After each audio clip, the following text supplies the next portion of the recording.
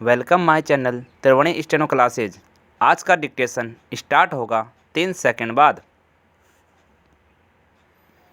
Start. आदरणीय महोदय, भारत ने यह भी देखा है कि कैसे एक छोटा सा देश जिसके पास अस्त्र शस्त्र और साधनों की कमी है, एक शक्तिशाली देशों का सामना कर रहा है। स्वतंत्रता के संकल्प को शक्ति से कुचला नहीं जा सकता। मित्रता और मोहब्बत तो दूर, शक्ति के बल पर किसी पर शासन भी नहीं चलाया जा सकता।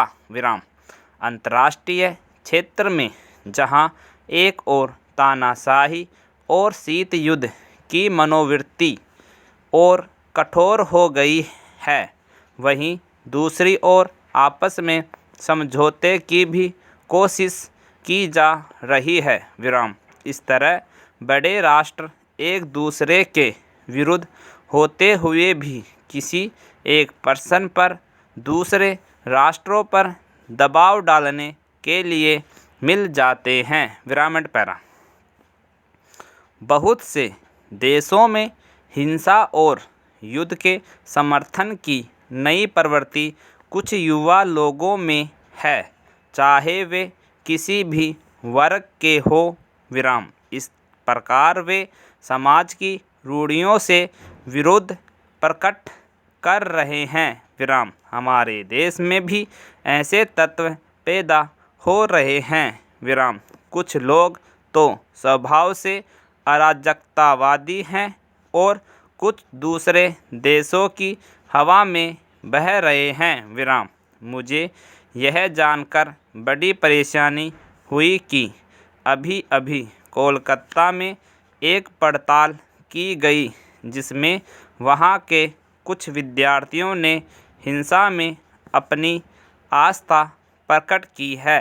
हिंसा का तर्क हमारे लिए कोई नया नहीं है और हमारे अनुभव ने हमें बताया है कि हिंसा से कभी उन्नति और समृद्धि नहीं मिलती।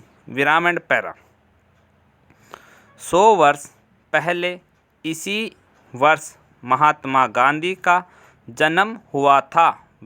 उन्होंने हमें सिखाया था कि हिंसा पर काबू पाने से ही संसार की रक्षा हो सकती है। ठीक 50 साल पहले उन्होंने देश में स्वतंत्रता के लिए अहिंसक आंदोलन चलाया था।